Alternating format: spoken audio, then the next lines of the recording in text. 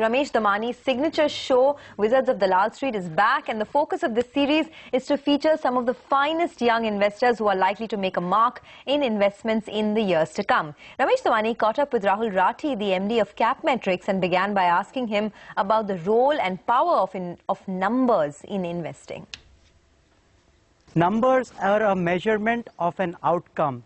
If you look at companies like Asian Paints, HDFC Bank, Bajaj Auto, Infosys, Sensex companies, all of them. They've all returned more than 250. Bajaj Finance, they've all returned more than 250 times since inception. That's a number. And why have they returned these kind of stellar returns is what other numbers show. And there are two kinds of businesses that you look at. You divide them in two ways. Tell me about it. Right. There are two styles that are there prevalent in investing. One is investing in a business and another is investing in the businessman. What do you look at when you're investing in a business? You look at an 11-year history, because an 11-year history is a GDP cycle where GDP has gone up, GDP has gone down, and GDP has drifted. Within the 11-year cycle, how is the business done during bad times, during good times, and drifting times? 11 years captures that? 11 years captures the whole cycle. Right. What do you look for beneath that number? You get an 11-year snapshot. Now what are you looking at? The key metrics that we follow to know whether the business has created wealth is how has its operating cash flow grown.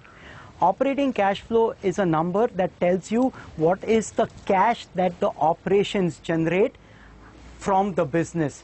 Is there any sectors that are more prone to higher returns on capital, better cash flows? So only look at those businesses as opposed to other businesses? The way I divide my universe is I have government-led GDP growth and consumer-led GDP growth. I believe that the consumer-led GDP growth is secular in nature and GDP growth is not volatile. So we will invest in companies that have a consumer orientation to it. Rahul, you have a great career. You've analyzed stocks. You looked at it differently than most people. Give me some learnings that you can share with us. Right. So the biggest learnings have come from the mistakes that I have made. And one of the mistakes I want to share is Jammu and Kashmir Bank, where data and the outcome did not match. So what should we be careful about?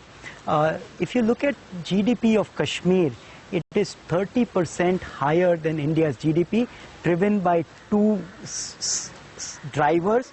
One of them is the defense spending. Other is tourism. And the next is tourism. In Jammu and Kashmir, J&K Bank has a clear monopoly to be able to recover money whenever they wanted. But as soon as they started lending in Bombay and Bangalore, the recovery mechanism in Jammu and Kashmir did not work, and their NPAs were much higher than expected. So we learned that late, and that's why we... So what was the learning there? That data itself is not enough? That is true. What we want to see is their current execution and their history. Are they in sync or they're different? If they're different, we need to reevaluate whether the capability, what we are investing in, is what the history matches.